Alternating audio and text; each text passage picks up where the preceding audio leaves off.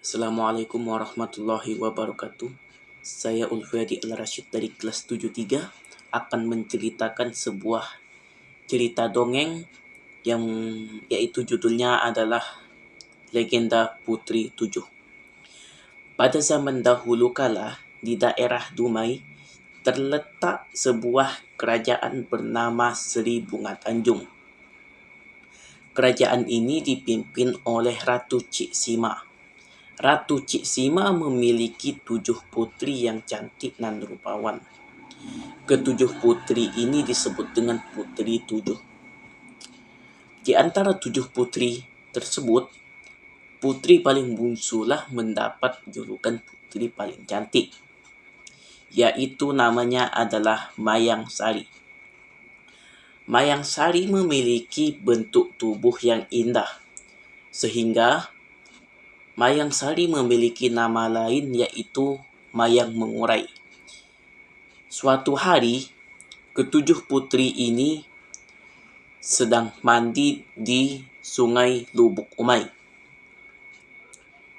Sambil berendam dan sambil bersenda gurau, mereka tidak menyadari bahwa ada sekelompok orang yang sedang melihat mereka, dan sekelompok ini adalah Pangeran Empang Kuala dan prajurit-prajuritnya.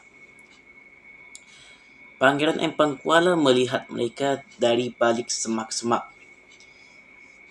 Kemudian Pangeran Empang Kuala tidak menyadari bahwa dia sedang bicara putri cantik di Lubuk Umai. Umai, ya, di Umai.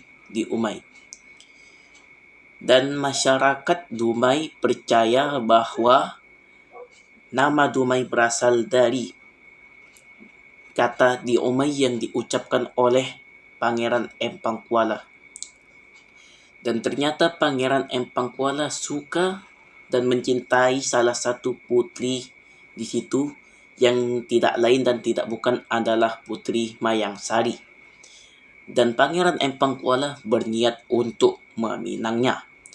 Beberapa hari kemudian, Pangeran Empang Kuala mengirim utusan untuk meminang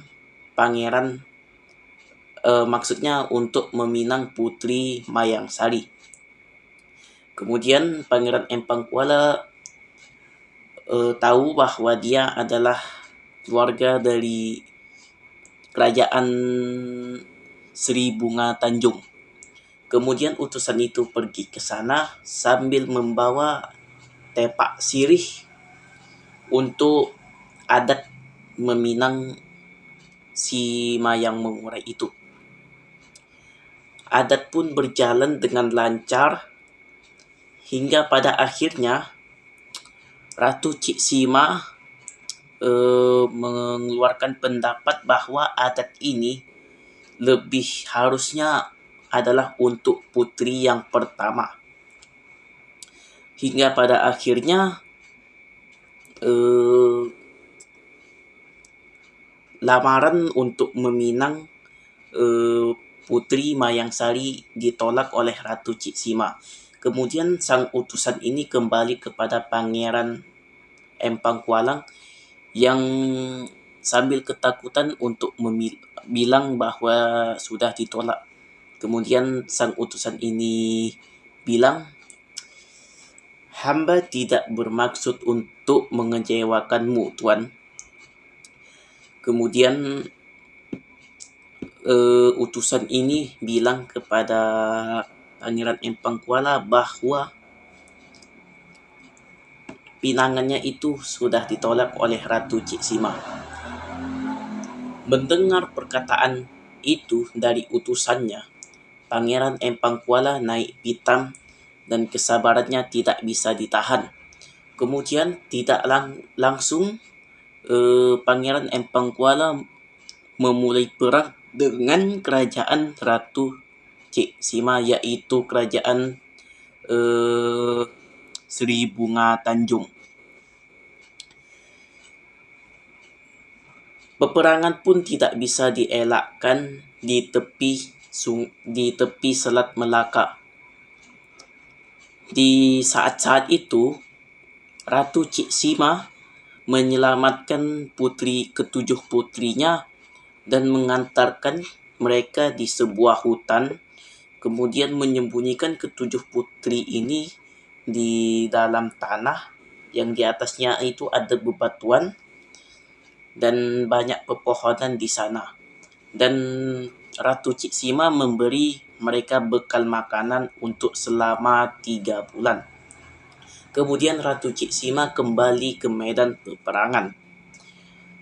Setelah 3 bulan peperangan berlangsung, peperangan pun belum saja berhenti.